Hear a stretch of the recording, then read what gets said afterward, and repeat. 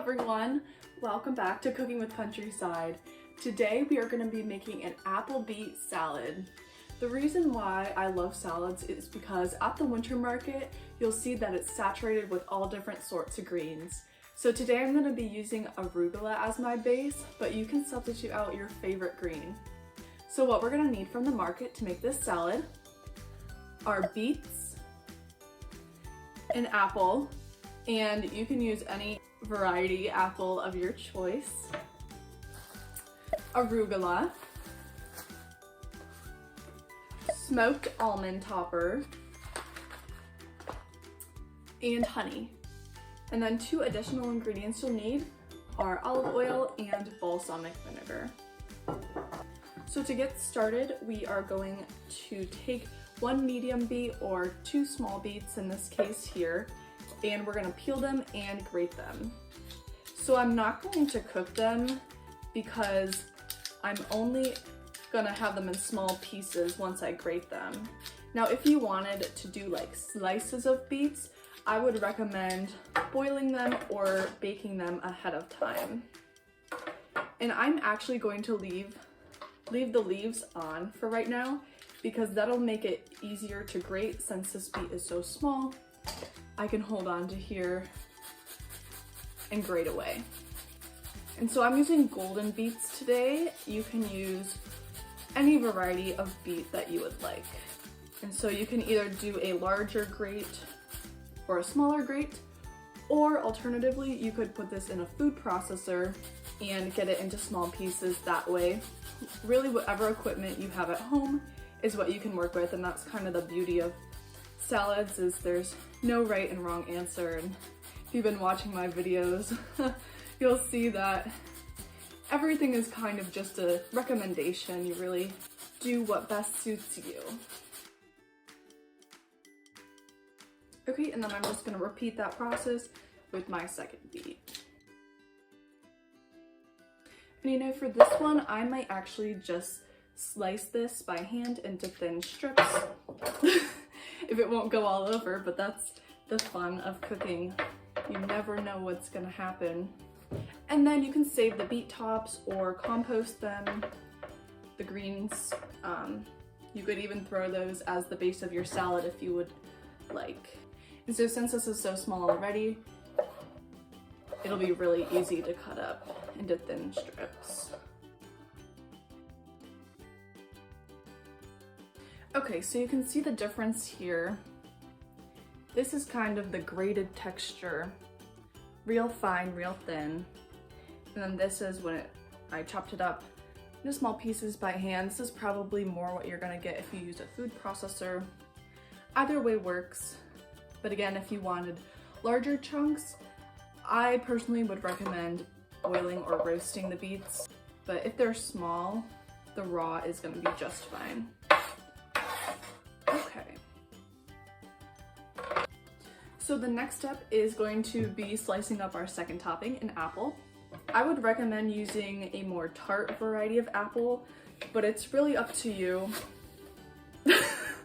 I don't know if you saw that, but the juices just squirted everywhere, but that means it's gonna be a good apple. So you have a few options here. You can either dice them into bite-sized pieces, or you can slice them into thin pieces. I would not do a whole slice like this, personally. I'm gonna choose thin slices. So like this. And then you can just repeat that process throughout the whole apple. And looking back, this would probably be easier to do if you didn't use an apple cutter, if you just cut off the halves flat, but that's okay. So for me, I'm only gonna use about half an apple on my salad, but you can use as much as you like. I love to dip my apples in peanut butter, so these extra apple slices will get good use. Okay, so now it's time to start building our salad. So you can grab a bowl. This recipe kind of is for one person, so you can scale it up, scale it down. The measurements that you'll see on the recipe card that's included with this, very rough estimate, so just use your eyes. So arugula is going to be our base. So I'm just gonna rinse this off and put it in the bottom of my bowl. Also, if there's any large stems like this, feel free to remove them. And you can also choose to pat down and remove any extra moisture with a paper towel. I just like to give it a good squeeze. And if it's a little wet, that's okay with me.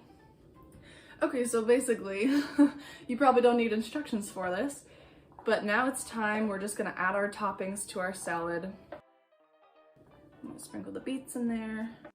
And so the only ingredient that we haven't prepared yet besides the dressing is the smoked almonds. So we can just sprinkle these on top. Now, if you don't like almonds, very easy to substitute with walnuts, sunflower seeds, anything like that. But nuts will add a little bit of protein, a little bit of fat to your salad. Okay, so finally it's time to make the dressing. So we're gonna wanna get a little container. And I recently just found these little salad dressing containers, which are to-go containers, but they're perfect. And I'm gonna mix a little bit of olive oil. On my recipe, I put about 2 tablespoons. Again, it's up to you. Less balsamic vinegar, so you want more oil than vinegar, because otherwise it'll be very vinegary. I put a 1/4 teaspoon on the recipe for your reference. And then to sweeten it up, a little bit of honey or maple syrup. So I have honey today, so I'm just gonna add a little squirt of that, sweeten it up. And then once you taste it, you can always adjust. That's the beauty. So I'm just gonna give it a good shake. And if you have any salad dressing recipes, please leave them in the comments below.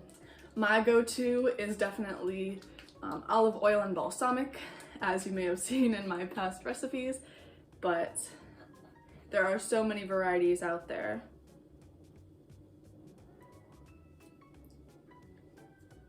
That tastes pretty good to me. The last step is to pour it over your salad and you're done. Or you can eat it on the side, which is what I'm gonna do today. So if you're interested in finding out how you can find these ingredients from your local Ohio farmers, visit countrysidefoodandfarms.org. Thank you for watching.